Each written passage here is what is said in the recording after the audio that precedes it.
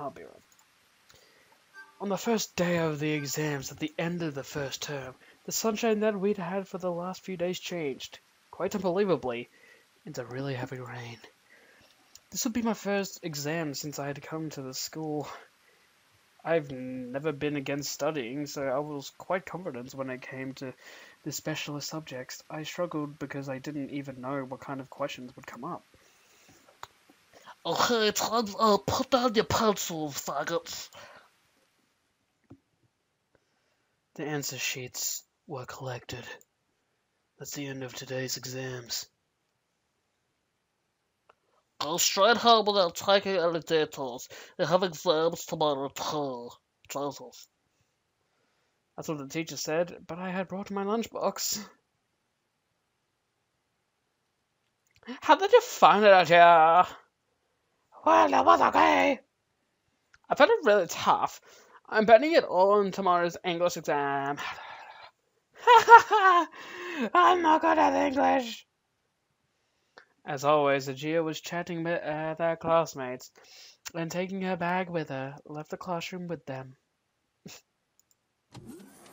Bye. Agia. I pulled her out of the hallway and called out to her. Are you going home? Yeah, there's something I need to do. How about you? I was gonna swing by the garage. I see. Agia, Agia, what are you doing? Sorry, you go ahead. What is it, Aoi? No, nothing. See ya. Okay, I'll do my best in tomorrow's exam, she said cheerfully, and then waved her colourful orange umbrella around as she chased after her friends. Oh, friggin' hell. Aren't you going with her? Mo's like, aren't you going with her? Whoa, it's you, my boy. I know I'm saying it. It doesn't matter, does it? Whether we leave together or not? Yes, it does matter. Lately, you guys have been all together all the time. You're getting so clingy, it also makes me feel sick. We're not getting clingy. Yes, you are. You are. Yes, you are. You said something about the something or other club, didn't you? What are you talking about? The fact that you can't join us? Who would hang out with you guys? Don't spit in the hallway. I thought there was something strange going on. In the past, you told Agia you liked her, but she turned you down, didn't she? Did that really happen? Without realizing, I kind of stiffen up. How do you know about that? I heard it from Agia. Don't smirk at me, I'll punch your bloody lights out. You got girl glasses on, you friggin' hippie. I can't believe it. Despite that, you're hanging out again. If you were to ask someone who's experienced in romance like me, I say it was definitely strange. I think you're misunderstanding the situation. That was back when we were kids. Ah! Sorry, how long have you been there? I don't know, I haven't been that sick.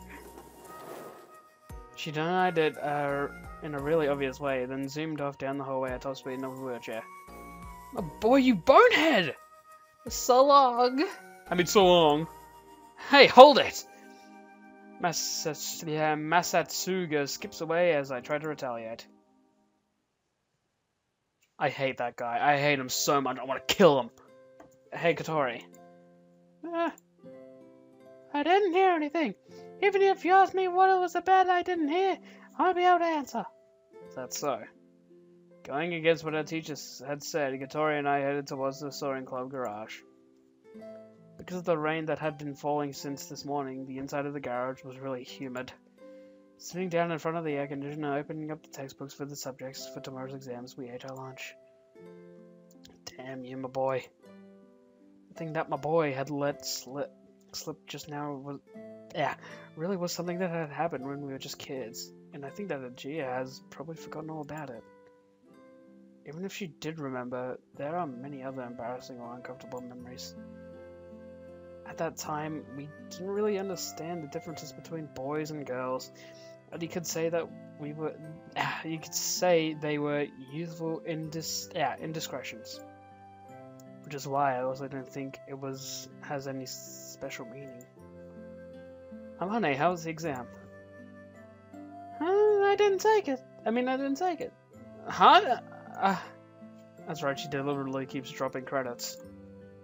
Also, she took the test by everyone else, like everyone else. She's so clever that she would be top of the class without even trying.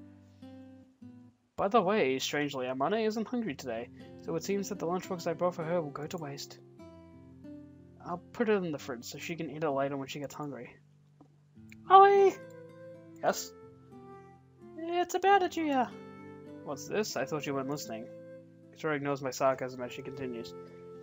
You were talking with her in the hallway. What was she saying? Oh, nothing really. She said she had something to do when went home. Don't you think that Agia is avoiding her? She's not coming here either. Since Agia said that she was going to focus on the robot club, she hasn't come to the garage once. Well, club activities are suspended during the exams. Aren't we the ones who are being strange for coming here? Perhaps. Hey, I guess that thing... Yeah.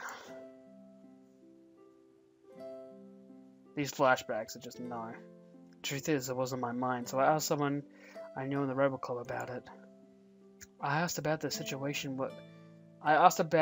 the situation was on the day that Agia was called for.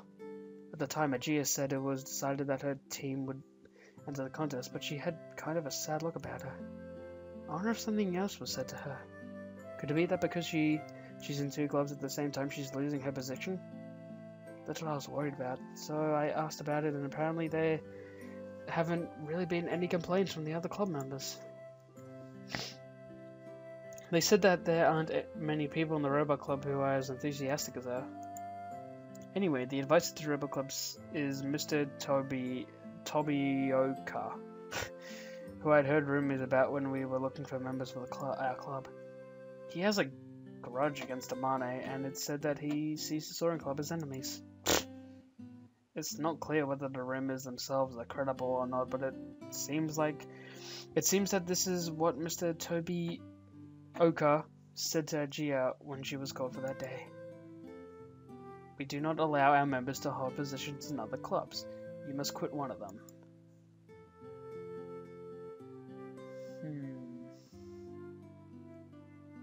When she stopped coming. Clatter. Amane, who was staring at the plans, dropped her pen. Sorry. Apologizing to no one in particular, she picks up the pen. Amane has also been acting a little strangely since Agia stopped coming. She's been fidgeting and seems restless. Agia said it would be until the local qualifier. Agia said it would be until the local qualifiers for the robot contest. It sucks that the production of the main wings has been slowed down, but let's wait until then. But if she's really thinking about quitting, I'd want her to tell us soon. That's because we'll have to search for another member. Well, she slowly poked at her omelette. Katori voiced her complaints.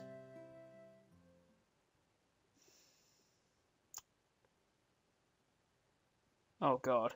What are you doing here? Suddenly, a man's deep voice called out. Surprised, we turned to look at the door and saw a middle-aged man standing outside the arsehole. From the open door, we heard the sound of the rain hitting the ground and feel the humidity coming inside. It's him! Speak of the devil. It's the Robot Club advisor, Mr. Kajuri Tobioka. We are in the middle of the exams. Don't you know that the club activities are forbidden? We know, that's why we're not doing club activities. What did you say? Hey, don't get sassy with him like that. But he's really irritating. We're eating our lunch and studying for tomorrow's exams. Tobioka stares straight at me. He looks like he doesn't believe what the students say one bit. But I'm not lying. I've just been transferred here, so there are many things I don't know in the specialist subjects. So Senior Mochizuki was teaching me. Katori is also not too great with these specialist subjects. So the fact that we are here studying for our exams is a valid reason. Of course, having air conditioning is another reason. So, you are the new members of the Soaring Club. He seems to have been convinced by what I said, and now he's changed the question. Don't take this the wrong way, but you must give up on this sort of club. What are you talking about? If you want to be involved in something, you should join the Robot Club, you faggots. Sir, why do you have to say something like that? While trying to hold Katori back without thinking, I answered back angrily. I was pretty annoyed though. It is a tutor's duty. It is a teacher's duty to guide the students. I said the same thing to Miss Himege. As I thought, he threatened Ajia. I won't forgive him for this. Hold it, calm down. Katori looked like she was going to charge her wheelchair into Mr. Tobioka. So, as you would expect, I held her back. So, what did she say? That she would think about it for a while. Well, provided that she isn't a complete idiot. There's only one answer. Even so, I'm keeping an eye on her. Among the members of our club, she is outstanding. She won't quit! She's been working so hard on this! That is exactly why. If you're going to get seriously involved in something, it's better to choose something that has a future. That is to say, she would not choose a club that has no goals like this one. We have no goals? We do have goals. We have clear objectives. Yeah! As we answer back from Mr. Katori, Jesus. Mr. Tobioka scoffs at us. We don't take part in competitions. We don't make announcements of our work. So to a teacher like him, maybe it looks like we're just doing this for fun. Also, it's useless for you to even try. The Soaring Club will have its status repealed this summer. Ah! Isn't that right, Mochizuki? Wasn't that only if I was the only member? Now, as you can see, Aoi and Katori are here too. A promise is a promise. As Amani tries to explain calmly without getting angry, Mr. Tobioka forcefully interrupts her.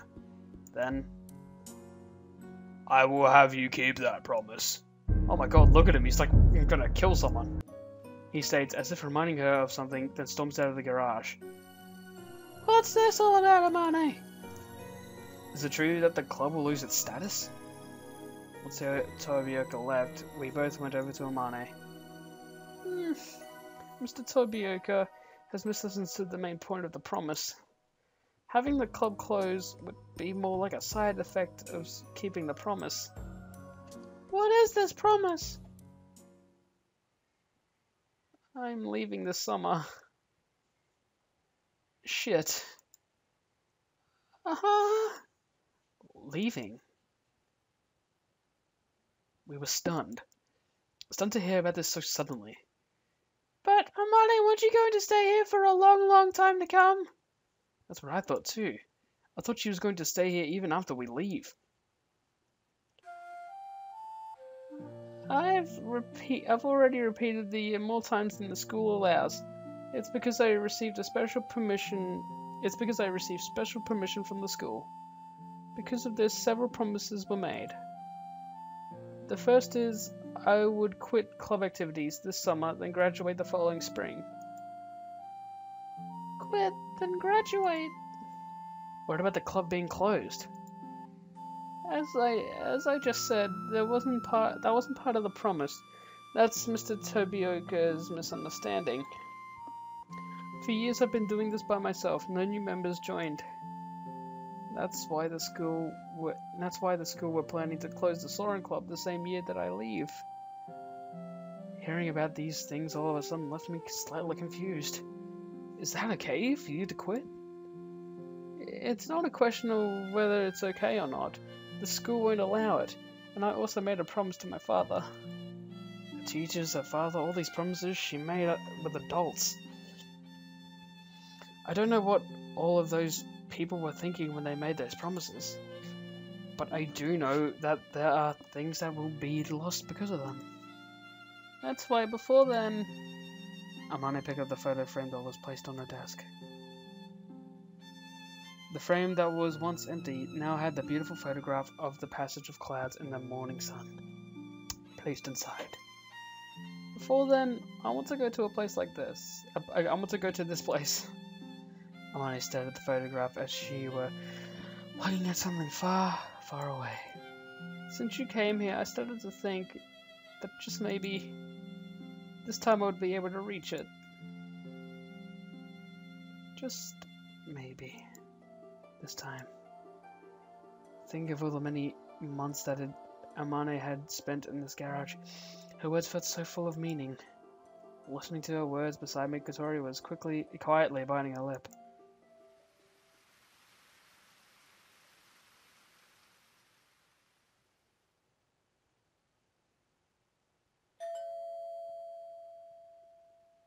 Oh.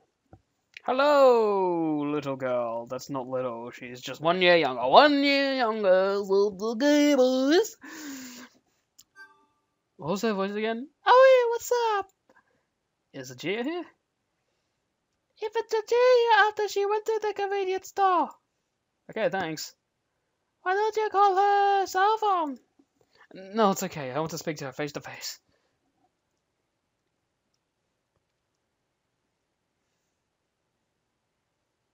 Gotcha, bitch. Alright. Yeah! I had to give myself a little treat for studying so hard. By treat, I mean Haagen-Dazs. I think that's how you say it. I think I've been saying it wrong the whole time. Is it Haagen-Dazs or Haagen-Dazs? Cookies and cream. Here I go. You look like you're enjoying that.